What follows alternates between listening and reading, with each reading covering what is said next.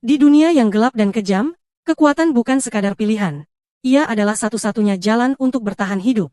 Zagan adalah nama yang kini mengguncang dunia sihir. Pada usia 20 tahun, ia telah mencapai gelar sebagai salah satu penyihir terkuat yang pernah ada. Namun, di balik kejayaannya, tersembunyi kisah kelam penuh penderitaan dan darah. Sejak kecil, Zagan telah merasakan pahitnya dunia. Dibuang oleh orang tuanya dan tumbuh di panti asuhan, nasib baik tampaknya tak pernah berpihak padanya. Ketika panti itu tiba-tiba ditutup saat ia baru berumur 5 tahun, ia terpaksa mencuri untuk bertahan hidup. Jika gagal, sampah menjadi satu-satunya sumber makanannya. Namun, neraka sesungguhnya dimulai di usia 8 tahun, saat ia diculik dan dijual sebagai budak kepada seorang penyihir sadis bernama Andres. Di tangan monster itu, Zagan menjadi kelinci percobaan dari eksperimen sihir yang keji. Rasa sakit, ketakutan, dan keputusasaan menjadi teman sehari-harinya. Tapi di tengah penderitaan, tumbuh tekad. Jika dunia tak akan menyelamatkannya, maka ia sendiri yang akan menguasainya. Dengan darahnya sendiri, Zagan menggambar lingkaran sihir. Dan pada malam pengorbanan, ia membalikkan keadaan, membunuh gurunya dan mencuri kebebasannya. Sejak itu, hidupnya hanya untuk satu hal, sihir. 12 tahun kemudian, ia bukan lagi budak, ia adalah penguasa. Suatu hari, di luar kastil, seorang gadis muda diserang oleh seorang pria bernama Miers, yang tampaknya dikenal oleh gadis tersebut. Namun, tak lama kemudian, gadis itu menyadari bahwa pria itu bukanlah Miers. Pria itu adalah penyihir yang dikenal sebagai Face Stealer, sosok yang memiliki kemampuan untuk mencuri wajah korbannya. Seperti banyak penyihir lainnya, Face Stealer juga membutuhkan pengorbanan untuk menyelesaikan ritualnya. Dan menurutnya tidak ada yang lebih sempurna daripada seorang gadis muda dan suci. Namun sebelum ia sempat berbuat apa-apa, Zagan muncul dengan marah karena wilayahnya telah dimasuki. Face Stealer ketakutan dan memohon ampun, berdalih bahwa ia tidak menyadari batas wilayah itu. Ia bahkan menawarkan untuk berbagi korbannya demi menghindari hukuman. Tapi Zagan merasa jijik mendengar hal itu dan segera membunuhnya. Tak lama setelah itu, gadis muda tersebut jatuh pingsan. Zagan khawatir mungkin karena efek darah atau trauma. Jadi ia menggunakan mantra untuk memperbaiki situasi dan membuat gadis itu berpikir semuanya hanyalah mimpi buruk. Saat hendak pergi, Zagan memperhatikan bahwa gadis itu mengenakan sebuah kalung salib. Dan dari situ ia menyadari bahwa sang gadis ternyata berasal dari kalangan gereja. Ini adalah kabar buruk. Gereja yang mengklaim diri mereka sebagai Rasul Tuhan ternyata adalah musuh bebuyutan para penyihir. Zagan berhasil menyelamatkan gadis itu, namun besar kemungkinan justru dia yang akan dituduh sebagai pelaku penyerangan terhadapnya. Ia pun memutuskan untuk meninggalkan gadis itu di jalan menuju kota, berharap seseorang akan menemukannya dan membantunya. Namun, tepat saat ia hendak pergi, sesosok penyihir lain bernama Barbatos muncul. Melihat gadis yang terbaring tak berdaya, Barbatos bertanya dengan nada heran apakah Zagan berniat mengorbankannya dalam ritual. Tapi Zagan segera menepis anggapan itu, menjelaskan bahwa ilmu sihir yang melibatkan pengorbanan bukanlah gaya atau prinsip yang ia anut. Setelah memastikan gadis itu aman melalui teleportasi, Zagan hendak kembali ke kastilnya. Namun sebelum pergi, Barbatos mengajaknya untuk membicarakan lelang bawah tanah yang akan segera digelar. Ia bahkan ingin meminjam sejumlah emas dari Zagan. Tanpa keberatan, Zagan memberikannya, bahkan memutuskan untuk ikut, kalau-kalau ada barang menarik yang bisa ia temukan.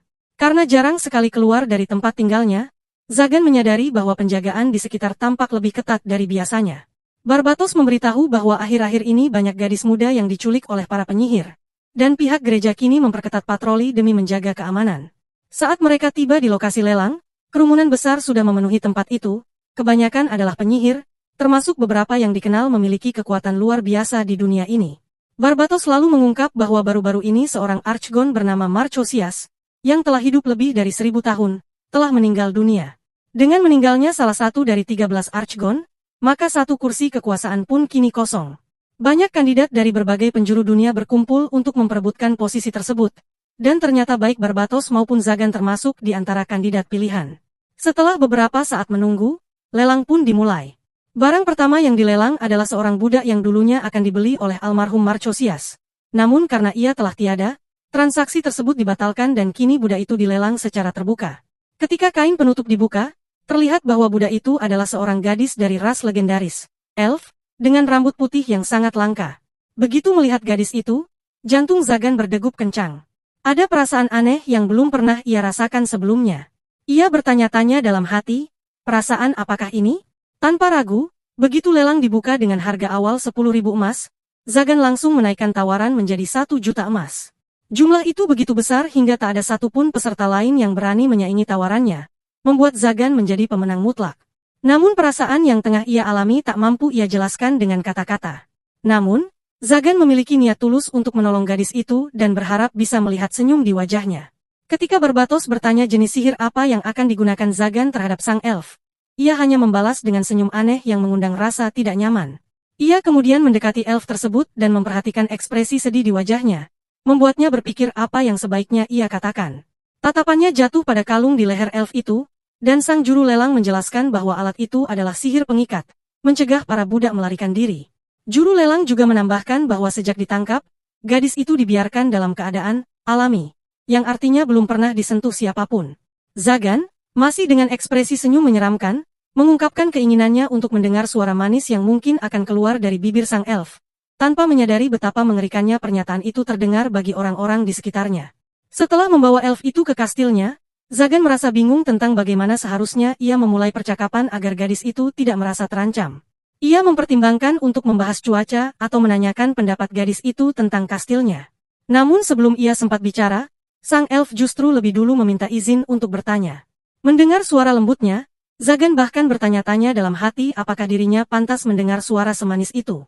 Ia mengizinkan elf tersebut bicara, meski nada suaranya tanpa sadar terdengar seperti sedang kesal. Sang elf pun menanyakan dengan tenang bagaimana dirinya akan dibunuh, agar bisa mempersiapkan diri. Hal ini membuat Zagan kaget dan buru-buru menjelaskan bahwa tidak ada niat untuk membunuhnya. Ia membutuhkan elf itu tetap hidup. Namun, penjelasan itu justru ditafsirkan salah. Sang elf mengira bahwa nasib yang lebih buruk dari kematian tengah menantinya.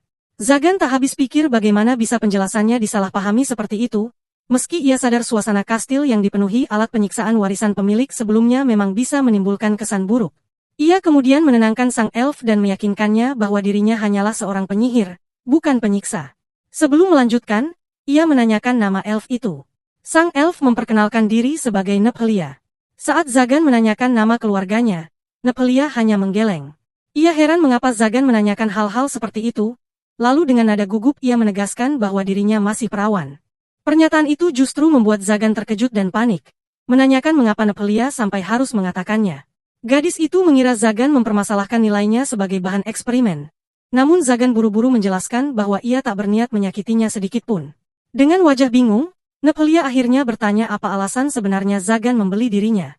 Respon Zagan kali ini terdengar kasar, menyuruhnya tidak perlu tahu. Namun sekali lagi, ia mengutuk dirinya sendiri karena mengatakannya dengan nada seperti itu. Faktanya, Zagan bahkan tak bisa mengakui bahwa ia telah jatuh cinta pada Nephelia sejak melihatnya di pelelangan bawah tanah, dan menghabiskan seluruh kekayaannya hanya untuk memilikinya. Ia takut gadis itu akan memandangnya sebagai lelaki mesum yang menyeramkan, dan ia tidak sanggup menerima tatapan seperti itu darinya. Namun Zagan bisa memahami kegelisahan yang dirasakan Nephelia. Kemungkinan besar gadis itu ditangkap dan dijual sebagai budak sejak kecil. Sepanjang hidupnya, ia selalu diperlakukan sebagai objek percobaan atau korban persembahan, sama seperti yang dulu dialami oleh Zagan. Tak heran jika dia merasa sangat cemas dalam situasi ini. Zagan kemudian menjelaskan kepada Nephelia bahwa alasan ia membelinya adalah karena ia membutuhkannya mulai sekarang. Ia tak ingin mendengar hal-hal tentang kematian darinya lagi, dan memintanya untuk hidup demi dirinya. Nephelia terkejut mendengar hal tersebut. Setelah itu, Zagan mengantarnya ke kamar tempat ia akan tinggal. Dalam perjalanan ke kamar, Nephelia sempat terpeleset dan hampir jatuh. Namun Zagan segera menangkapnya dan mengingatkannya untuk berhati-hati. Ia menggenggam tangan Nephelia dan terus berjalan menuju kamar. Namun di tengah jalan ia bertanya-tanya mengapa ia tak ingin melepaskannya. Mungkin karena tangan gadis itu terasa begitu hangat dan lembut. Sesampainya di depan kamar, saat pintu dibuka, tampak sosok Galatin dikelilingi tumpukan tengkorak. Nephelia menerima nasibnya dan dengan tenang mengatakan bahwa Zagan boleh mengambil nyawanya kapanpun ia mau. Namun Zagan menjelaskan bahwa itu hanyalah jebakan untuk musuh udara. Lalu ia menggunakan sihirnya untuk membersihkannya. Meskipun kamar itu belum sepenuhnya lengkap, Zagan merasa ruangan itu cocok untuk Nephelia karena pemandangannya yang bagus. Nephelia pun mengucapkan terima kasih dengan tulus, dan bagi Zagan, mendengar ucapan terima kasih itu terasa asing karena belum pernah ada yang mengucapkannya padanya sebelumnya. Keesokan harinya, Zagan terbangun lebih awal. Ia sama sekali tidak bisa tidur semalaman. Karena kamar di lantai atas belum siap, Nephelia tidur di ruang pengadilan, dan Zagan pun tak terbiasa tidur di dekat seorang gadis, membuatnya gelisah semalaman. Sebelum Nepelia bangun, Zagan memutuskan pergi menyiapkan sarapan. Saat ia kembali, Nepelia telah terbangun dan menyapa dengan ramah. Zagan ingin membalas sapaan itu, namun karena tak terbiasa, ia malah menyuruhnya makan dengan nada kaku. Ia pun merasa kesal dengan dirinya sendiri, dan saat mengunyah daging kering, ia merenung bagaimana bisa memperbaiki kebiasaan buruk ini. Nepelia, dengan nada bingung, bertanya apakah Zagan juga memakan makanan yang sama dengannya. Ia merasa beruntung masih bisa diberi makan, namun heran karena Zagan juga makan daging kering, makanan yang biasa diberikan pada budak atau binatang. Zagan sendiri merasa bingung karena sejak kecil ia memang terbiasa makan seperti itu, jadi tidak pernah mempertanyakan apa yang dimakan oleh orang-orang normal. Nepelia meminta maaf jika telah lancang, namun ia juga memohon izin untuk memasakkan sarapan untuk Zagan. Zagan seketika panik, membayangkan makan masakan rumah dari gadis yang diam-diam ia cintai. Baginya, apalagi yang bisa lebih membahagiakan dari itu? Ia pun menyetujuinya dan mengajak Nepelia keluar untuk berbelanja. Namun, kenyataan pahit segera menamparnya saat ia sadar bahwa keuangannya jauh dari cukup.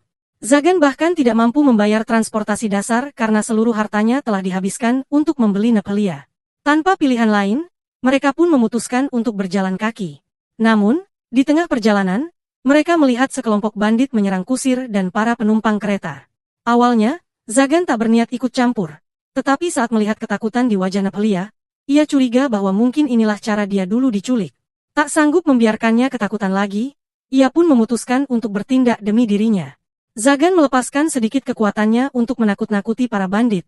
Namun para penyerang tersebut justru tidak mundur. Mereka merasa cukup kuat untuk mengalahkan satu penyihir dan meremehkan kemampuan Zagan, lalu menyerangnya secara langsung. Namun, Zagan bahkan tidak perlu menggunakan sihir untuk melumpuhkan sekelompok bandit rendahan itu. Ketika mereka melihat kekuatannya yang luar biasa, para bandit panik dan segera meminta bantuan. Tak lama kemudian, seorang penyihir muncul, rupanya disewa oleh bandit tersebut. Sebagai sesama penyihir, ia memperingatkan Zagan untuk tidak ikut campur karena tak ingin menyakiti rekan sesama pengguna sihir. Tetapi Zagan tetap menolak mundur, sehingga si penyihir mencoba membentuk lingkaran sihir.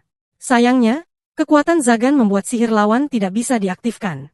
Dengan satu serangan petir, Zagan menguapkan lawannya dalam sekejap. Setelah melihat kejadian tersebut, para bandit akhirnya sadar dengan siapa mereka berurusan dan segera melarikan diri.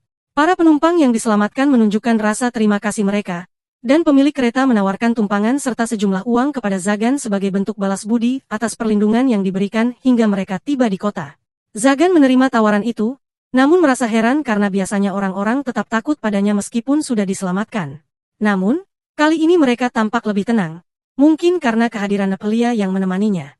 Setibanya di pasar, hal pertama yang ia lakukan adalah membeli pakaian yang bisa membuat Nepelia merasa lebih nyaman berjalan-jalan.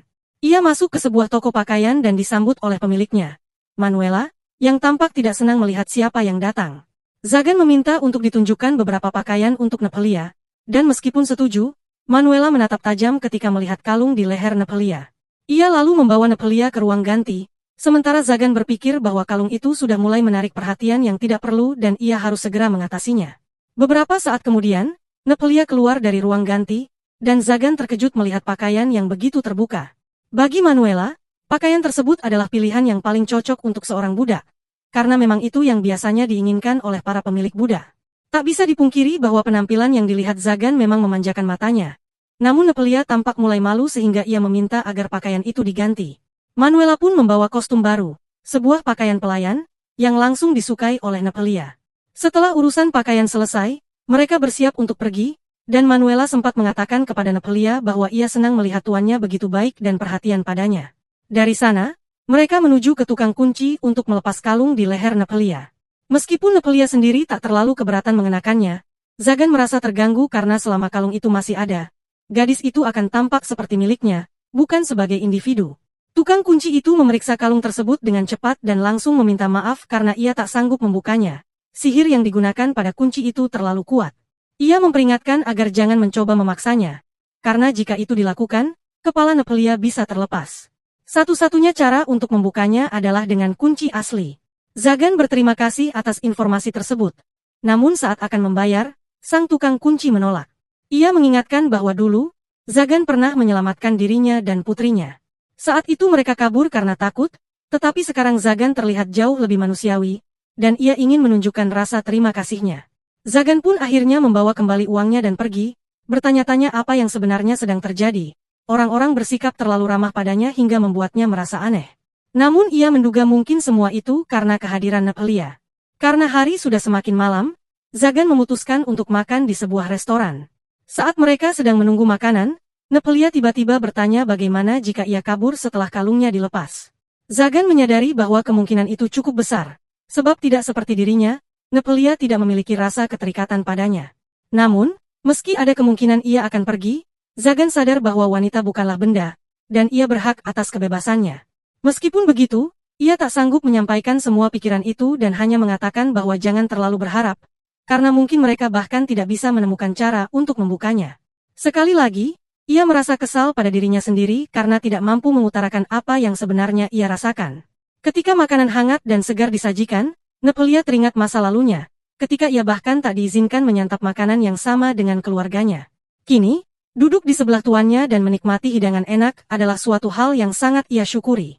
Ia mencoba mengambil makanan dengan garpu, tapi gagal dan merasa malu, sehingga akhirnya mengambil sendok dan menyuapnya langsung. Saat makanan menyentuh lidahnya, rasanya begitu lezat. Melihat ekspresinya, Zagan ikut bahagia. Namun saat ia sendiri mencoba makan, ia justru kesulitan menggunakan garpu. Melihat hal itu, Nepelia berusaha menyuapinya. Zagan hampir kehilangan akal karena disuapi oleh seorang elf imut. Apalagi dengan sendok yang baru saja digunakan oleh gadis itu sendiri. Ia mempertanyakan apakah dirinya benar-benar pantas merasakan kebahagiaan seperti ini. Setelah suapan itu masuk ke mulutnya, ia pun ikut merasakan kelezatan yang luar biasa. Orang-orang di sekitar mereka yang melihat kejadian ini menganggap mereka sebagai pasangan yang sangat menggemaskan. Adegan berpindah ke sebuah gereja, tempat seorang pendeta bernama Pendeta bertemu kembali dengan gadis yang sempat muncul beberapa hari sebelumnya. Kali ini, terungkap bahwa nama gadis itu adalah Chastile, seorang Anglik Knight yang memiliki tugas tunggal, membasmi para penyihir. Di tengah meningkatnya kasus penculikan gadis-gadis muda, Pendeta menyampaikan bahwa dalang di balik kekacauan ini adalah Zagan. Dan karena itu Chastile harus segera menyingkirkannya. Meskipun hatinya menolak karena mengingat bagaimana Zagan pernah menyelamatkannya, ia tetap diyakinkan oleh sang pendeta bahwa informasi itu benar adanya. Tak punya banyak pilihan, Chastile akhirnya bersumpah akan menghabisinya. Keesokan paginya, Zagan disambut oleh Nepelia yang telah menyiapkan sarapan. Dengan senyum kecil, Zagan akhirnya menyapanya. Hal yang membuatnya merasa sedikit bangga pada dirinya sendiri. Ketika tiba di ruang makan, ia dikejutkan oleh betapa bersih dan rapi tempat itu, serta makanan yang tampaknya belum pernah ia lihat sebelumnya. Ia pun mengucapkan terima kasih kepada Nepelia, yang tampak sangat senang mendengarnya.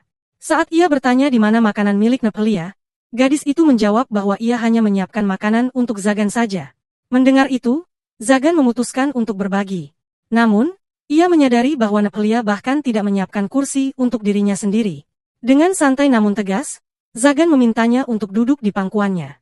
Nepelia terkejut dan malu, namun suara Zagan yang terdengar serius membuatnya menuruti.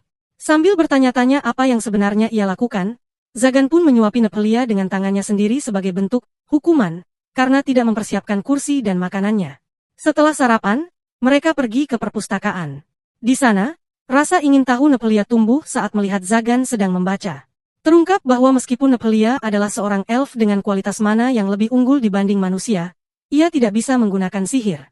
Hal ini dirasa aneh oleh Zagan, sehingga ia mulai menjelaskan dasar-dasar sihir, dimulai dari menggambar lingkaran sihir untuk elemen petir dan mengaktifkannya dengan mengalirkan mana.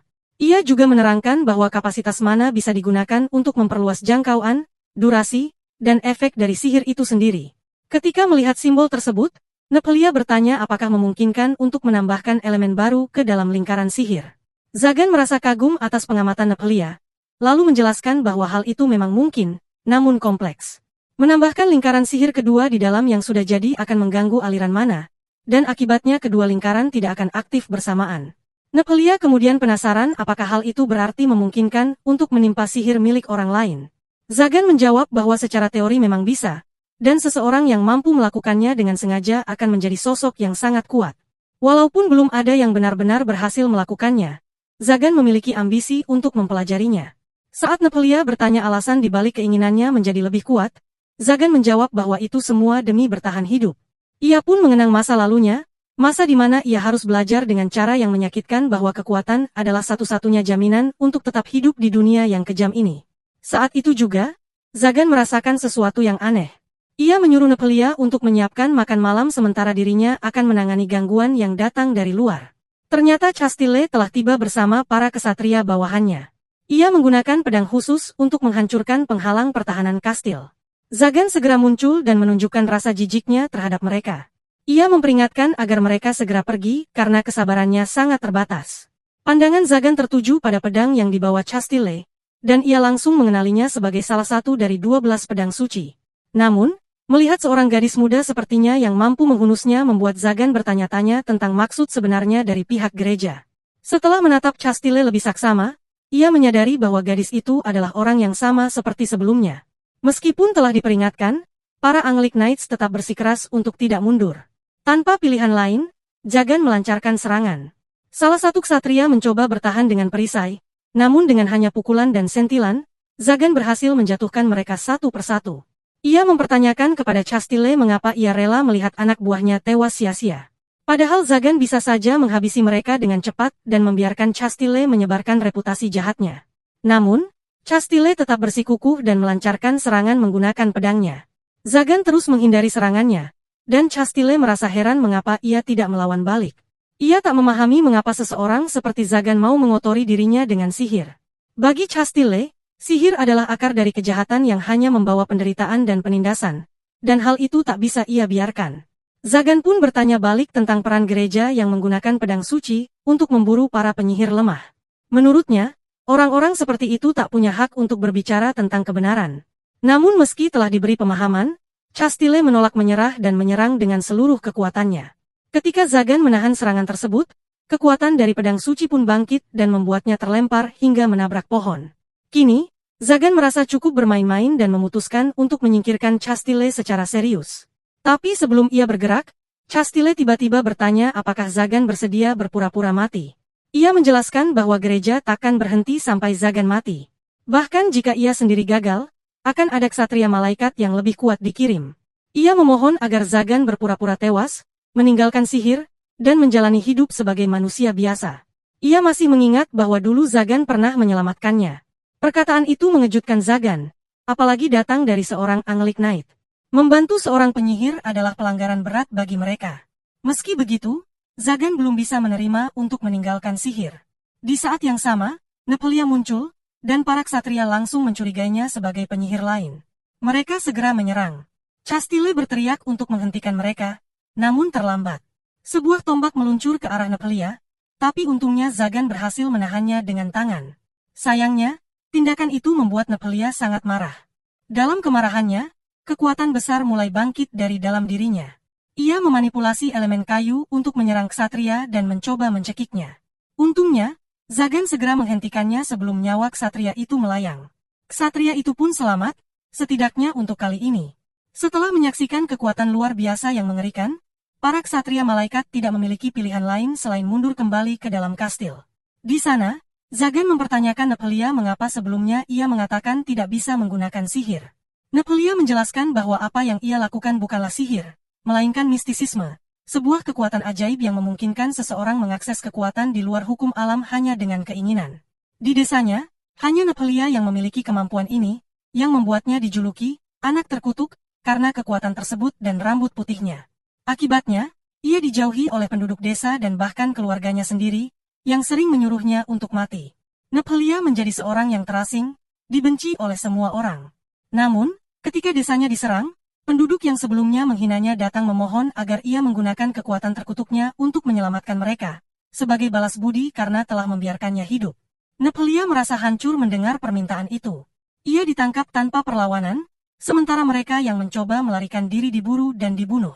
Melihat tubuh-tubuh tak bernyawa itu, Nepelia tertawa, bukan karena kebahagiaan, tetapi karena kelegaan yang aneh. Ia merasa puas, namun juga bersalah. Ia meminta maaf kepada Zagan karena merasa dirinya adalah orang yang menyedihkan dan tidak layak hidup. Namun, Zagan mengatakan bahwa ia akan melakukan hal yang sama. Baginya, memiliki kekuatan berarti harus menjalani hidup dengan kuat. Ia meyakinkan Nepelia untuk tidak merasa bersalah, karena ia membutuhkan Nepelia dalam hidupnya. Sekarang, Dengan Nepelia yang menyiapkan makanan lezat untuknya, Zagan tidak bisa membayangkan hidup tanpanya. Mendengar kata-kata itu, Nepelia terharu dan memeluk Zagan dengan erat.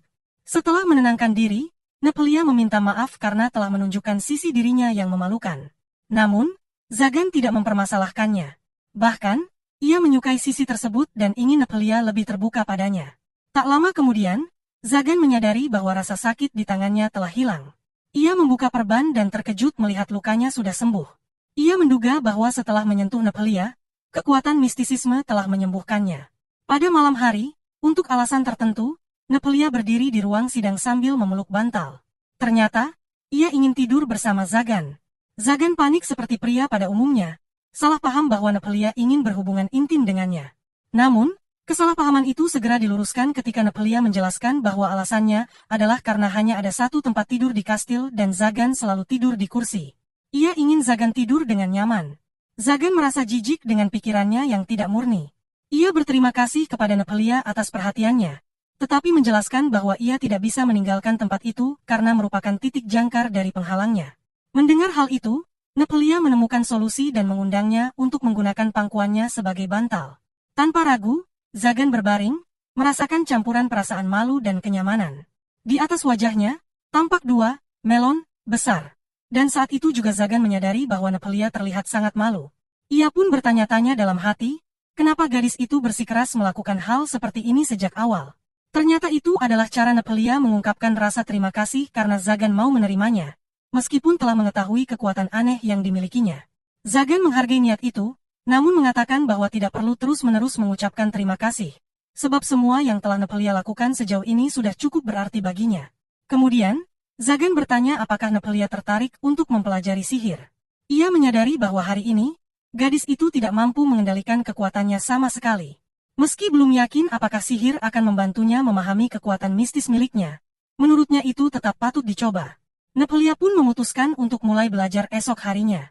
Keesokan paginya di kastel, Barbatos tiba dengan ekspresi terkejut setelah mendengar bahwa Zagan diserang oleh para Angelic Knights. Namun, Zagan meyakinkannya bahwa serangan itu tidak seberapa dan tidak perlu membuatnya khawatir. Ia justru menegur Barbatos karena kembali menerobos penghalangnya tanpa izin. Saat melihat Nepelia, Barbatos langsung mengenalinya sebagai gadis dari pelelangan tempo hari. Ia penasaran kenapa Zagan belum menggunakannya sebagai tumbal, atau mungkin sedang memuaskan fantasi liar melalui gadis itu. Namun Zagan dengan tegas menjelaskan bahwa Nepelia bukan objek seperti itu, ia adalah muridnya. Barbatos lalu menyadari bahwa kekacauan di luar adalah hasil dari kekuatan Nepelia. Ia tidak pernah membayangkan bahwa seorang elf bisa digunakan untuk memperkuat sihir seperti itu. Ia pun bertanya apakah Zagan berniat mengejar posisi Archdemon. Awalnya Zagan tidak tertarik, namun kini ia mulai mempertimbangkannya. Menjadi Archdemon akan membuat hanya segelintir orang yang berani mengganggu Nepelia, dan dengan begitu, keamanannya akan lebih terjamin.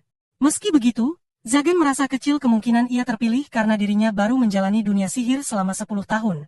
Sementara kandidat lainnya memiliki pengalaman ratusan tahun. Setelah Barbatos pergi, Nepelia penasaran apakah mereka adalah sahabat dekat. Tapi Zagan langsung membantah keras. Ia menganggap tidak mungkin dirinya berteman dengan orang sebodoh itu. Meski begitu, Nepelia merasa aneh karena ia bisa melihat betapa Zagan sebenarnya menikmati kebersamaannya dengan Barbatos. Hari itu juga, Nepelia menjalani pelajaran pertamanya tentang sihir, mempelajari cara menciptakan serta memperbaiki penghalang sihir. Seiring berjalannya waktu, ia terus belajar berbagai topik baru, sembari tetap menyelesaikan tugas-tugas rumah seperti biasa. Waktu pun berlalu, dan dalam sekejap, 1 bulan telah lewat. Hingga suatu hari, Zagan menerima sepucuk surat dari para 12 Archgans. Surat itu membawanya ke kastel peninggalan Archgon Marchosias yang telah tiada. Ia masuk ke dalam dan setelah menelusuri lorong-lorong, ia pun sampai di sebuah ruangan tempat 12 Archdemon berkumpul. Zagan merasakan tekanan luar biasa dari kekuatan mana mereka, seolah-olah atmosfer di sekitarnya berubah menjadi lebih berat. Dalam sekejap, ia sadar bahwa orang-orang ini bukanlah lawan yang bisa diremehkan. Mereka memanggilnya bukan tanpa alasan, dan saat itu pula mereka menawarkan sesuatu yang tak pernah ia bayangkan sebelumnya. Dalam benaknya, Zagan bertanya-tanya apakah ia benar-benar layak menerima kehormatan tersebut. Ia merasa masih banyak penyihir lain yang lebih berpengalaman darinya. Namun para Archon mengakui bahwa jika dibandingkan dengan penyihir hebat lainnya, kekuatan Zagan memang belum seberapa. Tapi meski begitu, tak ada satupun penyihir lain yang mampu membunuhnya. Penyihir pertama yang ia kalahkan bukanlah orang lemah. Dan saat itu Zagan masih berusia 8 tahun. Mereka percaya potensi Zagan untuk menjadi penyihir terbesar sepanjang sejarah sangat besar. Dan karena itu ia layak menyandang gelar Archdemon ke-13. Namun, mereka mengingatkan bahwa posisi tersebut bukan jalan menuju kedamaian. Dunia para Archdemon penuh dengan kegelapan dan bahaya yang terus mengintai. Zagan hanya tersenyum. Sejak ia ditinggalkan, ia tak pernah membayangkan akan hidup normal. Tapi kini, ia bertanya pada dirinya sendiri. Apakah ia siap menyeret Nephelia ke dalam dunia gelap ini bersamanya? Setelah merenung dalam diam, akhirnya Zagan menerima tawaran itu, namun ia mengajukan satu syarat. Adegan berganti ke kastil, saat Nephelia menyambut kepulangan Zagan dengan wajah muram. Ia memberitahunya bahwa kini ia telah menjadi salah satu dari 13 Archdemon, dan bersamaan dengan itu ia mewarisi semua milik Marchosias yang telah tiada, termasuk kunci untuk membuka kalung sihir di leher Nephelia. Saat kalung itu terbuka, Zagan menyuruh Nephelia pergi, menyatakan bahwa ia tak membutuhkannya lagi. Adegan beralih ke sebuah gang gelap di mana Nephelia terduduk termenung. Ia bertanya-tanya mengapa ia berada di tempat itu. Dalam pikirannya, ia teringat sedang menyiapkan makan malam, menunggu senyum dari sang tuan. Tapi yang muncul justru kenangan akan kalung di lehernya dan kata-kata dingin Zagan yang menyakitkan. Di saat yang sama, Chastile lewat dan melihat Nephelia yang tampak begitu sedih. Ia mendekat untuk menanyakan keadaannya. Namun, saat melihat sosok Angelic Knight, Nephelia panik dan menyangka bahwa ia akan dibunuh. Orang-orang di sekitar yang melihat Angelic Knight mendekati Nephelia pun ikut panik, mengira ia hendak menyakiti gadis polos itu. Mereka marah dan mulai membela Nephelia. Manuela juga datang dan meminta Chastile pergi. Merasa disudutkan, Chastile mulai emosional. Agar situasi tak semakin memburuk, Nephelia menjelaskan bahwa Chastile tidak melakukan apa-apa padanya. Di dalam kedai, Manuela bertanya kenapa Nephelia tampak begitu sedih jika bukan Chastile yang menyakitinya. Dengan mata berkaca-kaca, Nephelia menjawab bahwa ia tak lagi dibutuhkan. Ketika mereka bertanya alasan di balik perasaannya, Nephelia pun mulai membuka hatinya. Setelah kembali ke rumah, Nephelia mendengar kabar mengejutkan dari tuannya bahwa ia telah diangkat menjadi seorang Archgon. Ia sendiri tidak mengetahui apa itu Archdemon. Namun setelah mengumumkan hal itu, Zagan melepaskan kalung pengekangnya dan mengatakan bahwa ia tidak membutuhkannya lagi. Manuela kemudian menjelaskan bahwa Archdemon adalah gelar tertinggi bagi para penyihir terkuat. Kota tempat mereka tinggal dulunya berada di bawah perlindungan Archdemon terdahulu bernama Marchoes. Namun setelah kematiannya, kota itu menjadi kacau, bisnis gelap bermunculan, termasuk penculikan gadis-gadis muda, sementara pihak gereja sibuk memburu para penyihir. Nephelia sempat bertanya mengapa masyarakat membenci gereja dan Angelic Knights. Padahal mereka terlihat seperti berusaha membantu. Namun Manuela menuturkan bahwa setiap bulan, gereja memaksa warga untuk memberikan persembahan wajib, padahal mereka sudah terbebani oleh pajak. Hal ini membuat kemarahan warga semakin memuncak. Meski begitu, Manuela tidak bisa memahami alasan Zagan menjauhkan peri seimut Nephelia darinya. Chastile menambahkan bahwa para penyihir dianggap sebagai lambang kejahatan yang bersumpah akan dimusnahkan oleh gereja, dan karena Archdemon berada di puncak kekuasaan, maka semua orang di sekitarnya pun dianggap sebagai ancaman. Mengingat bagaimana Zagan pernah menyelamatkan nyawanya, Chastile yakin bahwa ia mengusir Nephelia demi keselamatannya. Namun Nephelia tidak ingin tinggal diam. Ia tahu betul bahwa meski Zagan kuat, itu tidak berarti ia tak bisa terluka. Ia merasa harus tetap berada di sisinya dan mendukungnya dengan cara apapun. Menyadari tekad Nephelia, Chastile memutuskan untuk membantunya kembali ke sisi Zagan. Ia juga mencurigai ada penyihir yang mencoba meniru Zagan dan melakukan tindakan jahat atas namanya. Meski ia tak bisa melindungi Zagan dari gereja, setidaknya ia ingin membersihkan namanya. Tiba-tiba, beberapa Angelic Knights datang dan memberitahu Chastile bahwa ada panggilan dari seorang pendeta. Namun sebelum mereka sempat bertindak, bayangan gelap muncul dari lantai dan memperkenalkan dirinya sebagai Zagan. Ia langsung berusaha menangkap para gadis. Manuela berhasil melarikan diri, namun Chastile dan Nephelia tak seberuntung itu. Mereka tertangkap dan dibawa pergi. Adegan berpindah ke kastil milik Zagan, di mana para ksatria gereja terjebak dalam salah satu jebakan miliknya. Mereka datang dengan maksud untuk memohon agar Zagan membebaskan pemimpin mereka. Namun Zagan bingung dengan maksud mereka. Saat itulah Manuela datang dan menjelaskan seluruh situasi yang terjadi. Mendengar hal tersebut, Zagan sangat terkejut. Tujuannya menjauhkan Nephelia adalah agar gereja tak menjadikannya target. Namun sekarang, setelah mengetahui bahwa ia dalam bahaya, hanya ada satu keputusan yang bisa ia ambil. Nephelia adalah miliknya, dan menjadi kewajibannya untuk melindunginya. Sedangkan orang yang berada di balik semua ini, Zagan sudah mengetahui siapa pelakunya. Adegan berpindah ke dalam sebuah gua, di mana Nepelia terbangun dalam keadaan terikat. Tak lama kemudian, penculiknya muncul dan terungkap bahwa sosok tersebut adalah Barbatos. Nepelia benar-benar terkejut dan mempertanyakan bagaimana bisa ia melakukan hal ini padahal ia adalah sahabat Zagan. Namun Barbatos hanya tertawa, dan mengatakan bahwa di antara para penyihir, tidak ada yang namanya persahabatan. Alasan utama pria itu melakukan semua ini, adalah karena Zagan telah mengambil sesuatu yang menurutnya adalah miliknya. Penyihir pertama yang pernah dibunuh oleh Zagan ternyata adalah guru lamanya, Andre. Namun, pria itu tidak bermaksud membalas dendam atas kematian gurunya. Kalau bukan Zagan yang melakukannya, dia sendiri yang akan melakukannya. Yang membuatnya tidak bisa menerima adalah kenyataan bahwa kastel tempat Zagan tinggal saat ini, uang yang dipakai dalam pelelangan, serta seluruh pengetahuan sihir yang diwarisi, seharusnya menjadi miliknya. Demi merebut kembali semua itu, ia mulai menyusun rencana, membuat gereja menjadikan Zagan sebagai target dengan cara menyamar sebagai dirinya dan menciptakan citra palsu bahwa Zagan adalah pelaku penculikan para gadis. Namun, sekarang setelah Zagan berhasil selamat dari serangan pedang suci, hanya satu cara yang tersisa baginya untuk mendapatkan semuanya kembali, yaitu dengan menggunakan pengorbanan manusia untuk membuktikan kepada 12 Archdemon bahwa dirinya layak menjadi bagian dari mereka. Mengeliminasi pesaing lainnya adalah strategi terbaik untuk memastikan kemenangannya. Sayangnya, Nepelia memberitahu bahwa usahanya sia-sia karena tuannya, Zagan, telah berhasil naik ke posisi Archdemon. Mendengar itu, ia terkejut dan semakin murka, merasa bahwa Zagan telah mencuri kekayaan Andre dan kini bahkan merebut tahta yang ia dambakan. Dia pun memutuskan untuk merebutnya secara paksa. Dengan lingkaran sihir yang hampir selesai, bahkan seorang Archdemon tidak akan bisa melawan. Castile sempat menyarankan agar Barbatos menggunakan Nepelia sebagai tumbal. Namun Barbatos menyuruhnya untuk bersabar karena waktunya akan datang juga. Ketika Nepelia berusaha melawan, sikapnya mulai membuat Barbatos kesal dan ia hampir menggunakan sihir untuk menaklukkannya. Namun saat itu, Zagan muncul dan membuat semua orang terkejut, terutama Barbatos. Ia bertanya sejak kapan Zagan mengetahui rencana ini. Kecurigaan Zagan muncul sejak pertemuannya dengan Face Tealer, pria dengan kemampuan rendah yang anehnya mampu menghancurkan penghalangnya. Saat itu, hanya satu nama yang muncul dalam benaknya. Kecurigaannya semakin kuat ketika Barbatos langsung muncul sesaat setelah insiden itu dengan dalih ingin mengecek keadaan. Hal yang sama terjadi ketika Zagan bertarung melawan Angelic Knights, dan Barbatos kembali muncul. Seharusnya ia bisa memaafkan semuanya, tetapi karena Barbatos telah menyakiti Nepelia, kemarahannya tak terbendung. Dengan kekuatan penuhnya, Zagan menghancurkan satu lengan dan satu kaki Barbatos. Setelah itu, ia melepas borgol dan kalung milik Nepelia, yang langsung memeluknya dan memohon agar tidak dibuang. Barbatos, yang melihat peluang, berusaha memanggil lingkaran sihir, namun usahanya sia-sia. Zagan berhasil menetralkan sihir tersebut. Bagaimanapun juga, sihir yang digunakan oleh Barbatos adalah teori yang sama pernah Zagan jelaskan kepada Nepelia sebelumnya.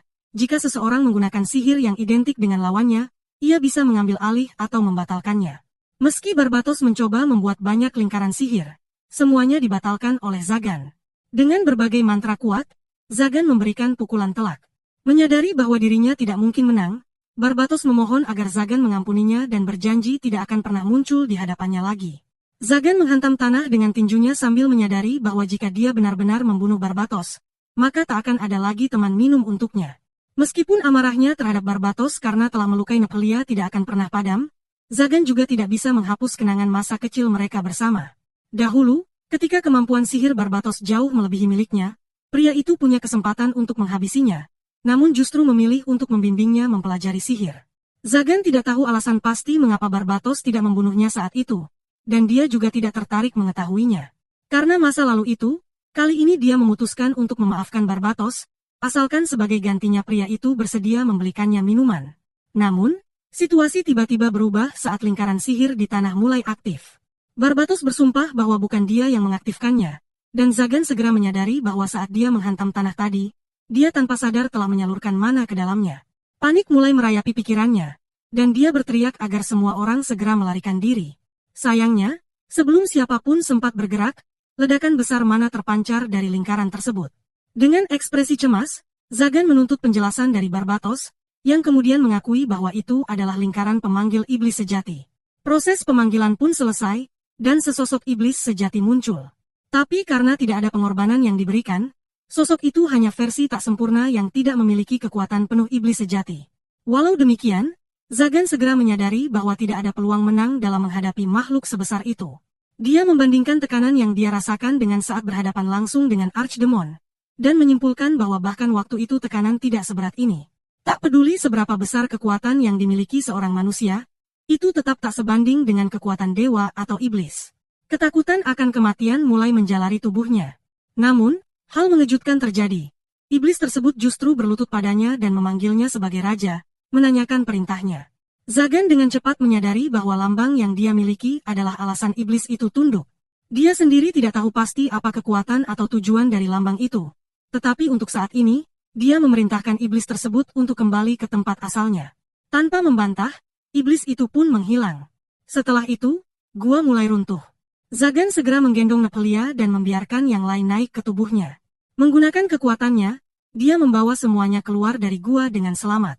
Setelah Castile dan Manuela pergi, Zagan bertanya pada Barbatos apakah dia berniat bertarung lagi. Namun Barbatos menolak dan mengatakan tidak akan pernah memanggil makhluk itu lagi. Barbatos bertanya apakah dia sungguh harus menepati janjinya untuk membelikan minuman agar dimaafkan. Dan Zagan dengan tegas menjawab bahwa itu memang kesepakatannya. Setelah Barbatos pergi, Nepelia kembali memohon agar tidak diusir. Dia ingin tetap berada di sisi Zagan. Mendengar itu, Zagan berjanji bahwa dia tidak akan pernah meninggalkannya lagi dan mulai saat ini, dia akan selalu melindunginya. Namun ada satu hal yang dia minta dari Nepelia. Dia ingin dipanggil dengan namanya, bukan Tuan. Menurutnya, Nepelia bukanlah budak, pelayan, atau muridnya. Dia menginginkan sesuatu yang berbeda dalam hubungan mereka. Zagan hampir menyatakan cintanya, tetapi tidak sanggup mengatakannya secara langsung. Dengan suara tegas, dia menyatakan bahwa Nepelia adalah miliknya, dan mereka akan hidup bersama selamanya. Dalam hati, dia menegur dirinya sendiri karena tidak bisa mengatakan kata-kata, "Aku mencintaimu." Namun, Nepelia justru tersenyum dan berkata bahwa mereka memang akan bersama, namun dia ingin Zagan memasang kembali kalungnya, karena itu akan selalu mengingatkannya pada awal pertemuan mereka. Zagan merasa cincin itu terlalu berlebihan untuk sekadar tanda pertunangan. Namun untuk saat ini ia pikir itu sudah cukup. Nepelia, yang menerima cincin itu, sempat mempertanyakan status hubungan mereka, karena jika dia bukan budak ataupun murid lagi, maka apa arti hubungan mereka sebenarnya? Namun Zagan hanya mengatakan bahwa ia akan menjelaskan semuanya nanti.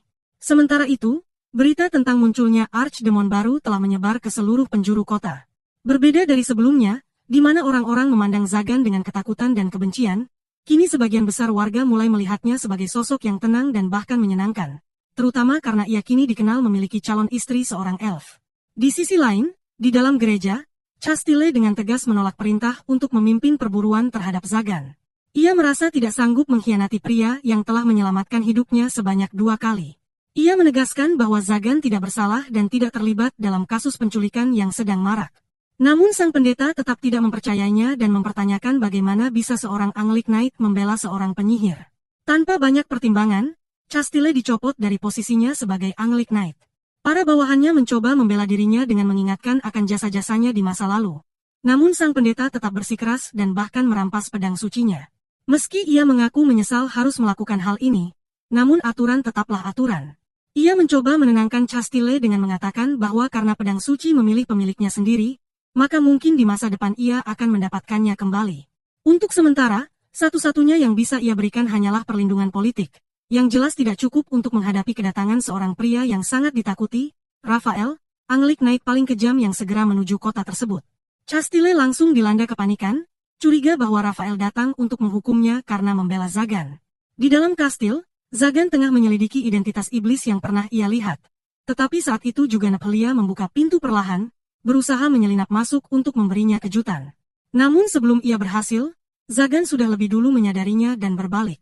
Merah padam, Nepelia menjelaskan bahwa ia hanya ingin mengundangnya makan siang, karena hari ini ia telah mencoba beberapa resep baru yang hasilnya sangat lezat. Namun suasana mendadak berubah saat Zagan merasakan ancaman. Bariernya telah ditembus, dan seseorang dengan zirah tengah menghancurkan gerbang kastil menggunakan sihir. Alih-alih panik, Zagan tetap tenang. Tak lama kemudian, sosok berzirah itu masuk ke ruangan, dan Zagan langsung mengenalinya sebagai Valefor, salah satu kandidat Archdemon lainnya. Dengan suara berat dan penuh tekanan, Valefor mengancam akan mengalahkan Zagan dan merebut gelarnya. Namun Zagan, yang tengah menikmati makanannya, menyatakan bahwa ia tidak ingin diganggu saat makan. Marah, Valefor menyerang, Namun Zagan menahan serangan itu dengan mudah dan menjatuhkannya hanya dengan satu dorongan. Saat helmnya terlepas, terlihat jelas bahwa Valevor sebenarnya adalah seorang gadis kecil. Terkejut, Zagan segera membawanya ke kamar tamu. Beberapa saat kemudian, saat Valevor terbangun, ia kembali mencoba menyerang. Namun kali ini Zagan memperingatkannya bahwa meski ia sabar, ia tidak akan segan menghukumnya jika terus bersikap seperti itu. Ia lalu bertanya alasan di balik serangan tersebut. Valevor mengaku bahwa ia ingin menjadi lebih kuat, dan merasa jika bisa mengalahkan Zagan yang baru saja menjadi Archdemon, maka itu akan membuktikan kekuatannya. Zagan penasaran apakah dia bisa mengungguli para Archdemon lainnya dan meraih gelar tersebut. Ia kemudian menanyakan pada Valevor apakah dirinya seekor naga. Valevor terkejut dan bertanya bagaimana Zagan bisa mengetahuinya. Zagan menjelaskan bahwa sisik serta nafas bercahaya yang dimilikinya bukanlah hasil sihir, melainkan kemampuan alami. Ia cukup terkejut bisa bertemu langsung dengan seekor naga hidup yang seharusnya telah punah 2 abad yang lalu. Namun, fakta bahwa Valevor menyusup ke rumahnya dan berusaha membunuhnya tidak bisa diabaikan, meskipun dia hanyalah anak-anak. Bagaimanapun, dia tetap harus diberi pelajaran. Valevor ketakutan dan mengira hukumannya akan sangat mengerikan. Tapi ternyata Zagan hanya memintanya untuk membantu Nephelia selama 1 minggu penuh. Ia tahu bahwa meski Valevor telah hidup puluhan tahun, mentalitasnya masih seperti anak kecil, sehingga dia perlu diajari cara bersikap dan memahami mana yang baik dan buruk. Ketika Valevor bertanya apakah ia tidak akan dimakan, Zagan merasa heran. Rupanya, banyak manusia percaya bahwa mandi dalam darah naga atau memakan dagingnya akan memberikan kekuatan. Namun Zagan tidak memiliki ketertarikan seperti itu. Ia bahkan merasa jengkel membahas hal semacam itu, seolah sedang memarahi anak kecil yang ketahuan mencuri. Ia memberinya sisa makanan siang, namun saat Valevor ingin membuangnya karena tidak suka diberi makan seperti itu, Zagan dengan serius mengancam agar tidak menyia-nyiakan makanan buatan Nephelia, atau ia akan membunuhnya saat sedang makan. Setelah itu, Zagan memutuskan untuk pergi ke perpustakaan. Namun Valevor kembali mempertanyakan, bagaimana jika dia menyerang Nephelia dan melarikan diri? Dengan tenang, Zagan menjawab bahwa jika itu terjadi, Valevor pasti tahu sendiri akibatnya. Lagi pula, Nephelia jauh lebih kuat darinya, jadi peluang untuk kabur hampir tidak ada. Meski demikian, Zagan tetap mengawasi mereka dengan seksama. Hari-hari selanjutnya, Valevor menjalankan tugasnya membantu Nephelia, sementara Zagan fokus mendalami risetnya mengenai iblis. Ia sulit mempercayai bahwa seorang Archdemon yang telah hidup selama ribuan tahun sama sekali tidak tertarik pada iblis sejati. Ia yakin jawaban dari rasa penasarannya tersembunyi di dalam kastil miliknya. Saat Valevor masuk ke ruangannya dan mengajaknya makan malam, ia bertanya apakah Zagan tidak takut akan diserang dari belakang. Namun Zagan hanya tersenyum, menyatakan bahwa dirinya siap jika itu terjadi, tapi jika Valevor kalah, maka masa hukumannya akan diperpanjang. Saat makan malam, Zagan memberitahu Nephelia bahwa mereka akan pergi ke kastil milik Marchoes bersama Valevor untuk melanjutkan penyelidikan. Mendengar itu, Valevor tampak terkejut dan mempertanyakan keputusan tersebut. Ia mengingatkan bahwa semua pengetahuan milik Marchoes ada di sana, dan sebelumnya Zagan bahkan mengizinkannya masuk ke perpustakaan pribadi. Ia bertanya bagaimana jika ia mencuri sesuatu. Namun Zagan percaya bahwa pengetahuan tidak seharusnya disembunyikan. Ilmu harus dibagikan kepada siapapun yang mampu menggunakannya dengan baik. Maka dari itu, ia memperbolehkan Valevor membaca beberapa buku, asalkan ia memintanya dengan baik-baik, bukan mencurinya secara diam-diam. Setelah makan malam, ketika Valevor tertidur, Zagan menyadari bahwa meskipun gadis itu sering bersikap tangguh dan sebenarnya adalah seekor naga yang telah hidup selama puluhan tahun, pada akhirnya ia tetaplah seorang anak kecil yang masih membutuhkan bimbingan untuk menemukan jalan hidup yang benar. Saat Zagan hendak meninggalkan ruangan, Valevor secara refleks menggenggam tangannya dan memanggilnya, "Ayah." Nephelia, yang melihat itu, tersenyum dan secara spontan berkomentar bahwa mereka tampak seperti keluarga kecil yang punya anak sendiri. Namun, setelah menyadari apa yang ia ucapkan, Nephelia langsung panik dan menjelaskan bahwa bukan itu maksudnya. Zagan menenangkan Nephelia dan mengatakan semuanya baik-baik saja. Meski dalam hati ia bertanya-tanya apakah seseorang seperti dirinya memang pantas bermimpi akan kebahagiaan sederhana seperti itu. Sudah seminggu sejak Valevor mulai membantu pekerjaan rumah untuk Zagan. Ia menulis catatan harian tentang aktivitas hariannya yang meliputi bersih-bersih, memasak, dan mencuci pakaian. Ia merasa senang bekerja keras karena setiap kali ia mendapat pujian dari Nephelia, hatinya pun ikut berbunga. Namun, meskipun sudah 7 hari tinggal bersama, Valevor masih tidak bisa memahami hubungan sebenarnya antara Nephelia dan Zagan. Setiap pagi, Nephelia selalu mengunjungi Zagan, menatap wajahnya, tersipu, dan kadang dengan malu-malu menyentuhnya. Di sisi lain, Zagan lebih sering menghabiskan waktunya untuk meneliti sihir dan memberikan pelajaran pada Nepelia. Meski begitu, Falefor masih bingung mengapa Nepelia harus duduk di pangkuan Zagan saat belajar. Ia menduga mungkin itu metode belajar baru, tapi yang aneh, setiap kali ia masuk ke ruangan mereka, keduanya langsung berdiri dan bertingkah seolah tak ada yang terjadi. Sementara itu, di kota, Manuela bertemu dengan Falefor dan langsung terpikat dengan betapa menggemaskannya gadis itu. Dari sana, Zagan membeli pakaian baru untuk Falefor agar ia tak perlu terus berjalan mengenakan baju zirah beratnya. Pakaian itu tampaknya sangat ia sukai, hingga Falefor mengucapkan terima kasih dengan tulus sambil menggenggam tangan Zagan dan Nepelia.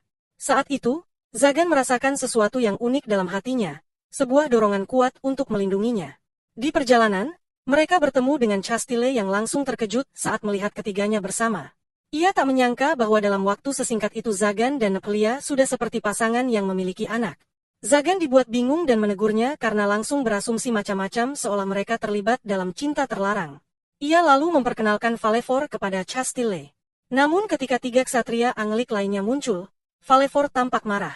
Sebelum sempat menyerang mereka, Zagan menghentikannya. Setelah para ksatria itu pergi, Zagan menanyai Falefor mengenai niatnya menyerang mereka, dan Falefor dengan polos menjawab bahwa ia tak membutuhkan alasan khusus untuk membunuh para Anglik Knights. Akhirnya, mereka sampai di kastil milik Marcoes, tempat di mana dulu Zagan memperoleh lambangnya. Begitu sampai, Falefor mengendus aroma yang terasa familiar dan menyimpulkan bahwa dahulu para naga pernah tinggal di tempat ini. Saat mereka masuk ke dalam kastil, Nepelia terlihat sedikit gugup, sehingga Zagan menggenggam tangannya lebih erat sebagai bentuk dukungan. Mereka tiba di sebuah patung yang tampaknya dulunya adalah seorang penjaga, namun kini membatu setelah kematian Marco. Tak jauh dari sana, mereka menemukan sebuah lingkaran sihir yang digambar di tanah, dan Falefor segera mengenalinya sebagai lingkaran sihir khas naga. Atas permintaan Zagan, Falefor membukanya dan sesosok pintu tersembunyi pun muncul dari lantai. Ketika mereka memasukinya, mereka menemukan perpustakaan milik Markus yang menyimpan pengetahuan selama 1000 tahun. Di antara deretan buku, Falefor memperhatikan satu buku berjudul 12 Sacred Swords. Tanpa ragu, Zagan segera mengambilnya dan menyadari bahwa bahasa yang digunakan di dalam buku itu identik dengan yang tertulis pada lambangnya dan pedang suci. Sekarang, yang perlu ia lakukan hanyalah mempelajari bahasa tersebut agar dapat mengungkap lebih banyak rahasia tentang lambang Archdemon. Sementara itu, di sisi lain, di dalam gereja, Chastile sedang menyambut komandan para Anglik Knights, Raphael. Pertanyaan pertama yang diajukan Raphael padanya adalah berapa banyak penyihir yang telah ia bunuh. Chastile, yang sudah memperkirakan pertanyaan itu akan muncul mengingat reputasi Raphael sebagai pembunuh penyihir terbanyak, hanya menjawab dengan santai bahwa jumlahnya tidak layak dibanggakan sehingga tak perlu disebutkan. Jawaban itu membuat semua orang terkejut dan menegurnya karena dianggap tidak sopan. Namun secara mengejutkan, Raphael justru tertawa dan mengatakan bahwa sudah lama tidak ada yang berani bicara padanya seperti itu. Meski ia juga menyatakan bahwa itu mungkin akan menjadi kata-kata terakhir Chastile. Para ksatria pun maju untuk melindungi Chastile. Namun untungnya sang pendeta datang dan memohon agar Raphael tidak mempermainkan bawahannya. Raphael kemudian bertanya tentang keberadaan pedang suci.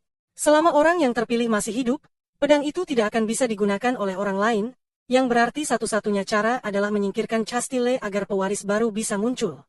Saat Raphael menghunus pedang sucinya, tekanan magis yang luar biasa langsung terasa di seisi ruangan. Sang pendeta akhirnya memutuskan untuk menyerahkan kembali pedang tersebut kepada Chastile demi meredakan situasi. Sementara itu, di sebuah bar, Barbatos tertawa terbahak-bahak setelah mengetahui bahwa Zagan kini merawat seorang anak kecil. Zagan mulai kesal dan mengancam akan pergi jika tawa itu tidak berhenti. Setelah meminta maaf, Barbatos menyampaikan maksud sebenarnya dari pertemuan mereka. Ia memperingatkan bahwa Raphael, seorang Anglik Knight yang telah membunuh 499 penyihir, kini telah menetapkan Zagan sebagai target selanjutnya. Zagan merasa takjub dengan jumlah korban yang telah Raphael habisi.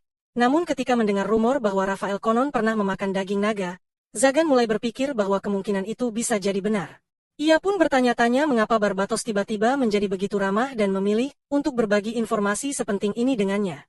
Zagan bertanya kepada Barbatos apa yang sebenarnya ia inginkan.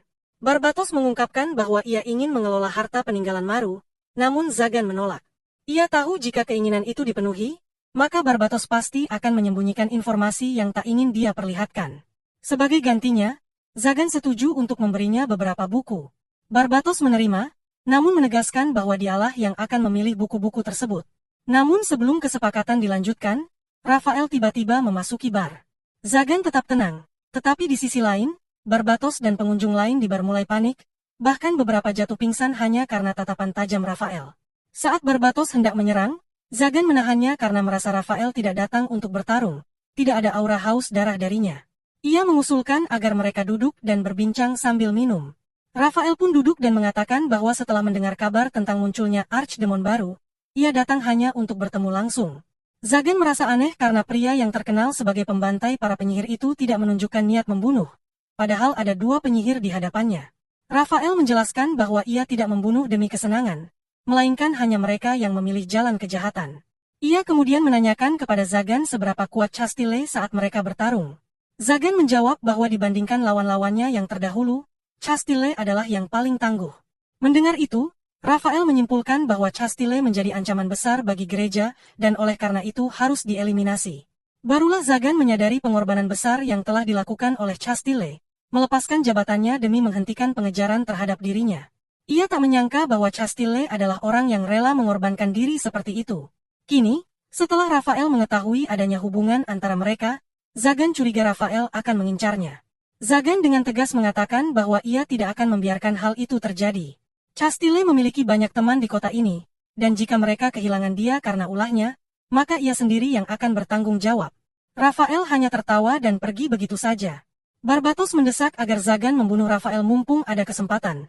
Namun ia menolak dan menyuruh Barbatos menggunakan sihir teleportasi untuk memeriksa keadaan Castile. Sebagai imbalan, Zagan akan memberinya lebih banyak buku. Meski memiliki firasat buruk, Barbatos menuruti perintah itu dan pergi. Zagan kembali ke kediamannya dan menemukan Nepelia masih terjaga, sementara Valefor tertidur di pangkuannya.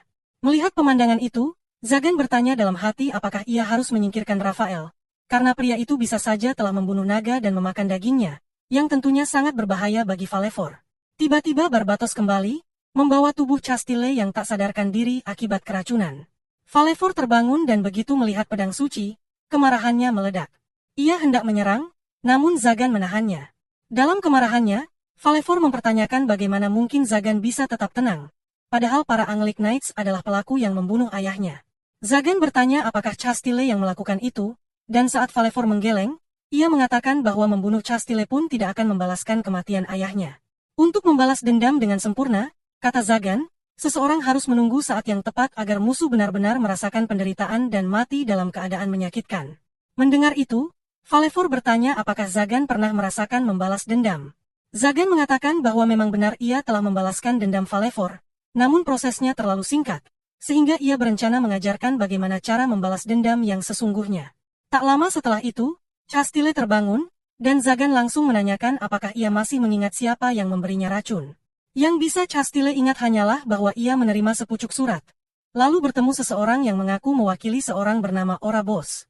Wajah pria itu tidak pernah terlihat olehnya, tapi ia menyebut dirinya bagian dari faksi rekonsiliasi, kelompok dalam gereja yang percaya bahwa para penyihir bisa hidup berdampingan dengan gereja dan bahwa perburuan terhadap mereka harus dihentikan. Castile diundang untuk bergabung dengan kelompok itu, namun ia meminta waktu untuk mempertimbangkannya. Setelah kembali ke rumah dan meminum tehnya, tubuhnya melemah dan ia tak sadarkan diri. Ia mencurigai Rafael, namun Zagan meyakinkannya bahwa Rafael tidak memerlukan taktik licik semacam itu untuk menjatuhkannya. Untuk sementara waktu, Zagan memintanya tinggal dan beristirahat di kastilnya. Namun, keesokan paginya saat Castile bangun, Zagan langsung memberinya pekerjaan karena jika seseorang tinggal di tempat ini, maka ia harus memberikan kontribusi. Ketika melihat Valefor marah, Castile bertanya apa yang telah dilakukannya. Zagan lalu menceritakan kematian ayah Valefor. Mendengar hal itu, Castile menyarankan mungkin lebih baik jika Valefor pergi, namun Zagan menjelaskan bahwa Valefor hanyalah seorang anak yang masih perlu belajar hidup bersama orang lain. Walau begitu, Valefor terus saja mengerjai Castile dengan berbagai lelucon sebagai bentuk pembalasan dendam. Di malam hari, Valefor menulis dalam buku hariannya bahwa kesatria malaikat itu tampak menyedihkan. Begitu lemah hingga ia mulai merasa kasihan. Saat itulah Zagan masuk ke kamar dan menanyakan apakah Valefor ingin terus tinggal di sana sebagai anak dari dirinya dan Nepelia. Ia sudah membicarakan hal ini dengan Nepelia, dan mereka tak keberatan. Jika ada hal yang ingin Valefor lakukan, mereka mempersilakan, namun rumah ini akan selalu terbuka untuknya. Setelah Zagan pergi, Valefor kembali teringat akan kejadian saat ia melihat seorang kesatria malaikat meminum darah ayahnya, pemandangan yang takkan pernah ia lupakan. Ia tahu apa yang harus dilakukan. Setengah jam kemudian, Nepelia datang dalam kepanikan memberitahu Zagan bahwa Valevor menghilang. Sebelum pergi, Valevor sempat menulis di jurnalnya bahwa ia merasa sangat bahagia saat Zagan mengajaknya menjadi anak mereka. Ia sangat ingin tinggal di sana, namun ia juga sadar bahwa jika ia tetap tinggal, dendam yang ia bawa mungkin akan memudar. Karena itulah, ia memilih untuk pergi. Setelah beberapa waktu, Valevor akhirnya tiba di kastil peninggalan Marco. Ia meyakini bahwa di dalam tempat itu terdapat petunjuk atau cara untuk mengalahkan para pengguna pedang suci. Namun, sebelum ia sempat melangkah masuk, sosok Rafael tiba-tiba berdiri di belakangnya. Begitu melihat pedang suci milik Rafael, Valevor langsung mengenalinya. Dialah orang yang telah menghabisi nyawa ayahnya. Amarahnya meledak, dan ia langsung menyerang, namun kenyataan pahit segera terlihat. Ia tidak sanggup menandingi kekuatan Rafael. Saat serangan Rafael hampir mengenainya, Zagan muncul di saat yang tepat dan menahan serangan itu hanya dengan tangannya. Valevor terkejut menyaksikan kedatangannya, terlebih mengingat ia pernah mengkhianatinya dan meninggalkan kastil. Namun Zagan hanya menyatakan bahwa ia tidak bisa meninggalkan darah dagingnya sendiri. Valevor, yang diliputi emosi, langsung memeluk Zagan. Dalam momen itu, Zagan mengingatkan Rafael akan ucapannya sendiri, bahwa siapapun yang melukai warga kotanya akan menanggung akibatnya. Rafael tampak geli melihat seorang penyihir bertindak seolah pelindung. Namun Zagan menegaskan bahwa Valevor bukan orang asing, dia adalah putrinya. Dengan senyum sinis, Rafael menyatakan bahwa kini ia harus membunuh mereka berdua. Ia lalu mengeluarkan kekuatan pedang sucinya, melepaskan energi bernama api pemurnian, kekuatan yang konon pernah membunuh seorang archdemon, dan langsung menghancurkan sihir pertahanan Zagan. Namun Zagan tetap tenang dan langsung menyerang balik. Kali ini sihirnya tidak hancur begitu saja seperti sebelumnya. Setelah menghadapi Castile dan mempelajari kitab-kitab peninggalan Marcoes, ia berhasil mengembangkan mantra pelindung yang terus menarik mana secara konstan untuk mempertahankan bentuknya. Rafael melancarkan serangan, namun Zagan berhasil menghindar berkat sihir barunya. Sayangnya, penggunaan sihir itu mencapai batas harian dan tak bisa digunakan lagi. Meski begitu, eksperimen ini dianggap sukses oleh Zagan, yang langsung menghantam Rafael dengan pukulan telak. Darah mengalir dari tubuh Rafael, namun ia masih bisa berdiri. Zagan terkejut, karena pukulan tersebut seharusnya cukup untuk membuat siapapun tewas seketika. Saat menyadari luka Rafael yang cepat pulih, ia pun menyadari bahwa Rafael telah memperoleh kekuatan dari memakan daging naga. Valevor, yang semakin murka, menjerit penuh amarah. Rafael kemudian bertanya mengapa ia begitu membencinya, dan saat Valevor menyebutkan bahwa ia telah membunuh ayahnya, Orobas, semua orang langsung terdiam. Nama Orobas bukan nama sembarangan. Ia adalah naga legendaris yang telah hidup selama 1000 tahun. Mendengar ini, Zagan mulai bertanya-tanya apakah Rafael benar-benar mampu membunuh makhluk sekuat itu. Valevor lalu menambahkan bahwa semasa hidupnya, ayahnya kerap berbagi kebijaksanaan kepada umat manusia. Suatu hari, sekelompok satria malaikat datang meminta bantuan, dan setelah sang ayah pergi bersama mereka, ia tak pernah kembali. Seminggu kemudian, saat Valevor mencarinya, yang ia temukan hanyalah tubuh ayahnya tergeletak tak bernyawa, tertusuk pedang suci, sementara Rafael terlihat tengah melahap dagingnya. Sang ayah yang selama ini membagikan pengetahuan kepada umat manusia, justru dikhianati oleh mereka sendiri. Mengetahui hal itu, Rafael langsung melesat ke arah Valevor. Namun sebelum sempat menyerangnya, Zagan muncul dan menghantamnya dengan pukulan keras. Valevor pun melancarkan serangan luar biasa yang meledakkan area sekitar. Saat asap mulai mereda, terlihat Chasto yang ternyata berhasil menahan serangan tersebut. Zagan mendekati Rafael dan menuntut penjelasan atas apa yang ingin ia lakukan. Begitu Rafael mendengar nama Orobas, aura haus darahnya langsung menghilang. Namun tiba-tiba Zagan merasakan tekanan yang sangat kuat. Tekanan tersebut berasal dari penjaga Marcoes yang terbangun akibat benturan antara dua pedang suci. Zagan mencoba mengendalikan penjaga itu menggunakan lambangnya, namun tak berhasil. Sebaliknya, sang penjaga justru menembakkan sinar kuat ke arah Valevor. Karena jaraknya terlalu jauh, Zagan tak sempat menyelamatkannya. Namun Rafael justru maju dan menerima serangan itu. Zagan yang marah besar pun langsung mengeluarkan jurus pamungkas untuk menghancurkan golem tersebut. Setelahnya, ia segera menghampiri Rafael dan menyadari luka yang diterima sangat dekat dengan jantungnya. Bahkan kekuatan naga pun tak sanggup menyembuhkannya. Namun, Rafael tampaknya sudah pasrah karena hanya ada satu hal terakhir yang ingin ia lakukan. Ketika Zagan bertanya apa maksudnya, terungkap bahwa ternyata Rafael bukanlah orang yang membunuh Orobos. Ia mengaku bahwa dirinya bahkan tak mampu melukai pria itu. Saat itu, ia justru datang untuk meminta bantuan menghadapi musuh sejati, seorang iblis murni. Orobas saat itu bersedia membantu, Namun meskipun mereka berdua bertarung bersama, ratusan ksatria malaikat tetap gugur. Valevor yang mendengarnya langsung menuduhnya berbohong karena menurutnya, iblis tidak pernah ada. Tapi Zagan menegaskan bahwa mereka nyata, itulah alasan ia menelusuri buku-buku peninggalan Marcos, untuk mencari cara menghadapi mereka jika suatu saat kembali muncul. Valevor merasa hancur dan kehilangan arah hidupnya setelah mendengar semuanya. Namun Rafael mencoba menenangkannya, mengatakan bahwa Orobas tak pernah kalah. Ia mengorbankan dirinya agar Valevor bisa tetap hidup. Jika para iblis benar-benar kembali, di tengah dunia yang penuh konflik antara gereja dan penyihir, maka dunia ini akan mudah mereka taklukkan. Karena itu, Orobas memberinya misi ini, walau menjijikkan, yakni meminum darahnya demi bertahan hidup. Tapi kini tugasnya sudah selesai, dan masih ada orang lain yang bisa melanjutkan perjuangan ini. Saat Barbatos mempertanyakan pembantaian 499 penyihir yang dilakukan Rafael, yang seolah bertentangan dengan semua yang ia ucapkan, tiba-tiba golem yang sempat tumbang itu hidup kembali. Zagan bersiap menyerang, tapi Rafael menghentikannya dan mengungkapkan bahwa makhluk itu adalah gabungan dari golem dan iblis.